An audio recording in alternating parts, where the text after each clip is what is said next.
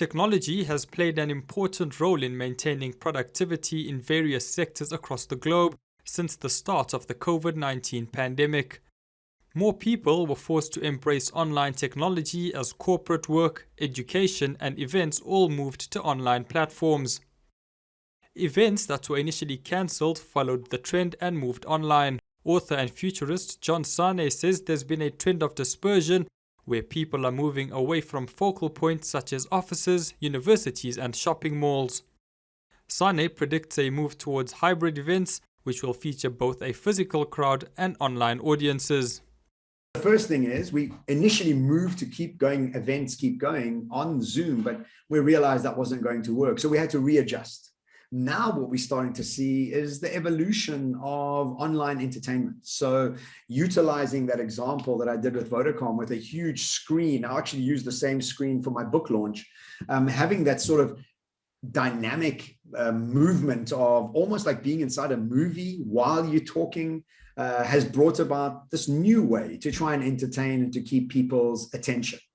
But ultimately, we are going to be moving to a hybrid eventing process moving forward. Universities have been no exception to the digital migration. Media Studies Honours student at Wits University, Caitlin de Klerk, explains. I've really started using my laptop much more. Most of my day I spend on screen time, doing readings. Everything is online now. We used to get physical books, course packs to do our readings from, which has changed now. Now we have to do it online. So it's a lot of screen time sitting in one position, staring at your laptop. It's actually caused a lot of strain. Despite the digital move to online classes, Sane believes more can be done.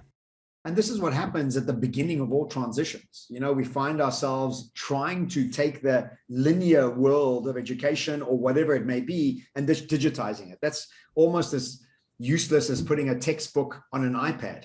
It really didn't change anything. You just made it more digital. What we want is we want to be able to create more of a Spotify type business model.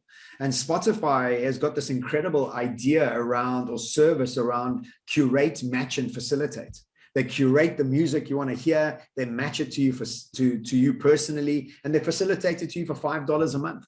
We need education to move into the space. So it's not just about taking the linear into the digital, it's about actually changing the experience once we go online. Sane also believes that inequality affects the efficient rollout of digital technologies in education. The main concern for students, though, is having access to these technologies. I think it has made it easier for people who have access to it. I know there's people who didn't really have laptops, there's people who didn't really have internet access. So for them, I do think it would be unfair for someone to learn off their phone. I don't think it really works. There's big, books, and there's a lot of content we get which is difficult to access from your phone. But for people who are privileged enough to have laptops, have Wi-Fi access, it does help. It does really help them. Another media studies honours student at Wits University, NEWZROOM, says data is a big challenge as well.